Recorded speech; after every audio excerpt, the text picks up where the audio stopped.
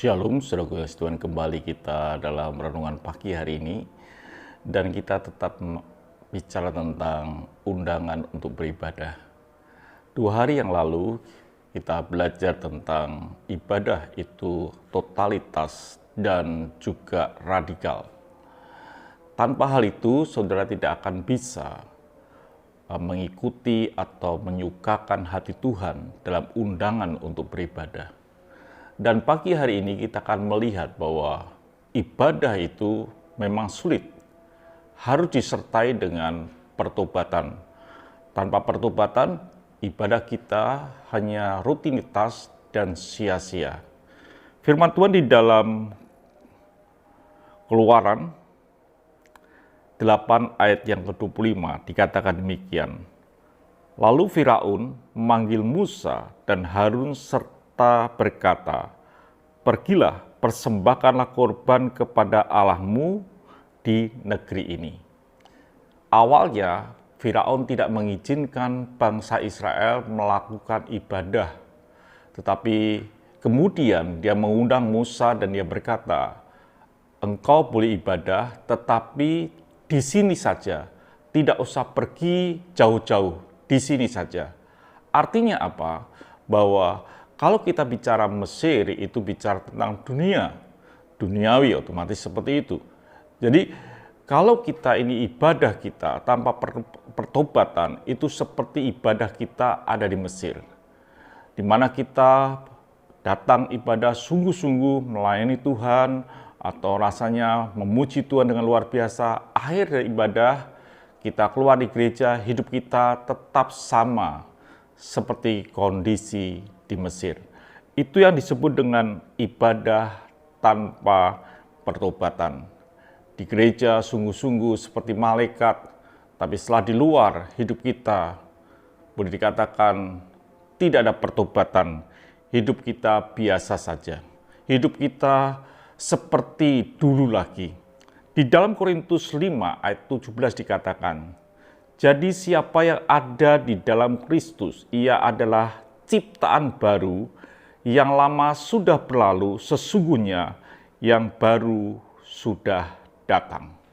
Jadi setiap kita yang ada di dalam Yesus Kristus, yang mau beribadah, yang mau mengabdi kepada Tuhan, itu adalah ciptaan baru. Yang lama sudah berlalu, yang baru sedang terbit. Jadi ibadah itu harus disertai dengan pertobatan. Dalam bahasa aslinya yaitu metanoia, di mana kita berbalik 180 derajat. Dulunya ke kiri, sekarang ke kanan, menjauhi dari kejahatan, menjauhi daripada dunia. Itu yang harus terjadi di dalam kehidupan kita. Sehingga Tuhan ingin bangsa Israel beribadah meninggalkan Mesir, keluar ke suatu tempat yang Tuhan akan berikan, yang Tuhan akan janjikan. Pertanyaannya dalam hidup kita pada hari ini, saudara boleh datang ke gereja sungguh-sungguh melayani Tuhan, mungkin memberi persembahan. Pertanyaan, apa hidup saudara ini sudah berubah, disertai dengan pertobatan? Ibadah saudara tanpa pertobatan itu sia-sia, hanya rutinitas biasa, harus metanoia, berbalik.